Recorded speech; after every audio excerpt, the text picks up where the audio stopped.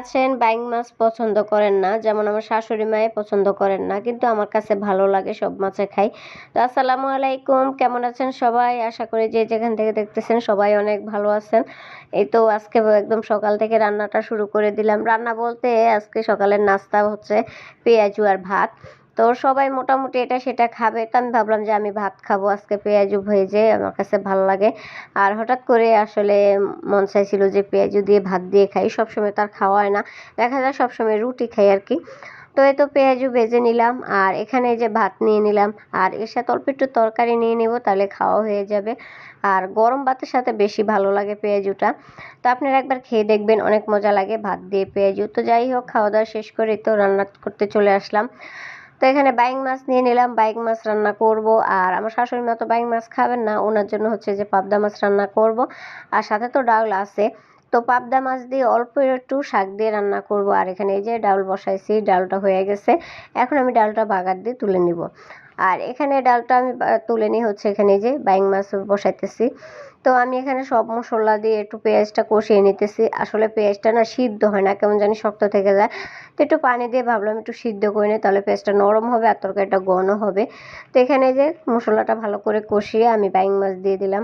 আর buying মাছ কিন্তু সিদ্ধতে একটু বেশি সময় লাগে, আমার কাছে কিন্তু ভালো লাগে, আমি সব মাছে খাই, কোনো কিছু বাসি না। কিন্তু আমার শাশুড়ি মা একটু বাসেন, উনি হচ্ছেন বাইং মাছ খান না। তো যাই হোক, এই তো এখানে পানি দিয়ে দিলাম 1 ডাব্বা। তো পানি দিয়ে আমি এখন চুলার উপরে রেখে দেবো কিছুক্ষণ, 1 পাতিল পানি দিয়ে দিলাম, যেহেতু এগুলো সিদ্ধতে সময় লাগবে। আর বাইং মাছে কিন্তু একটু পানি বেশি দিয়ে দিবেন আপনারা। আর এখান দিয়ে যে আমি আরও চুলার ডালটা বাগার দিয়ে নিলাম। আর যেহেতু ঘরে ছোট বাচ্চা আছে, সেজন্য তো ডাল লাগবেই, ওরা তো আর গুঁড়া মাছ খাবেন না। তো এখানে হচ্ছে পাবদা মাছ বসাইতেছি, পাবদা মাছও একদম সব কিছু দিয়ে ভালো করে মশলা কষে আমি পাবদা মাছটা দিয়ে দিলাম অল্প একটু পানি দিয়ে। তো পাবদা মাছটাই পানির মধ্যে আমি একটু কষিয়ে, মাছটা আর তুলবো না, এর সাথে এক সাইড দিয়ে আমি শাকগুলো দিয়ে দিব। অল্প কিছু হচ্ছে আলুর শাক ছাদের থেকে নিয়ে আসছিল, ভাবি দিয়ে গেছে। তো আমার শাশুড়ি মা বলতেছেন যে শুধু মাছ ভালো লাগে না, একটু কিছু দিলে ভালো লাগতো। তাই তো আমি উপর দিয়ে হচ্ছে আলুর শাকগুলো দিয়ে দিলাম। আর নিচে কিন্তু অল্প পরিমাণে, দেখেন একদম অল্প একটু হয়ে গেছে। পরে আমি একটু উল্টে দিলাম, হচ্ছে কড়াই কিনার দিয়ে ধরে। তো এখন আমার শাশুড়ি মা এসে বলতেছে, আল্লাহ একদম অল্প হয়ে গেছে, আর একটু নিলে ভালো হতো শাক। বলতেছে আমার ভয় নাকি নেয় নেয়, আসলে তো আমি কিছুই বলবো না, কারণ শাক আমিও খাই, আমার কাছেও ভালো লাগে তরকারি।